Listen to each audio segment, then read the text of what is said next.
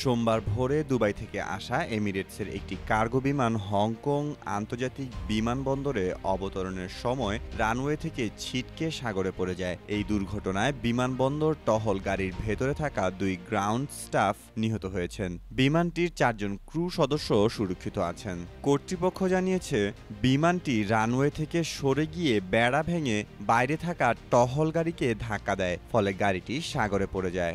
বিমানবন্দর পরিচালন অধিকর্তা স্টিভেন ইউ নিশ্চিত করেছেন যে টহল গাড়িটি নিরাপদ দূরত্বে ছিল এবং এটি রানওয়েতে প্রবেশ করেনি। বিমানটি অবতরণের সময় কোনো জরুরি সংকেত দেয়নি। এটি হংকংয়ের আন্তর্জাতিক বিমানবন্দরে বহু বছরের মধ্যে অন্যতম বড় প্রাণঘাতী বিমান দুর্ঘটনা। এয়ার অ্যাক্সিডেন্ট ইনভেস্টিগেশন অথরিটি ঘটনার তদন্ত শুরু করেছে এবং বিমানের ব্ল্যাক বক্স উদ্ধারের চেষ্টা চলছে। ক্ষতিগ্রস্ত রানওয়েটি এখন বন্ধ রাখা হয়েছে।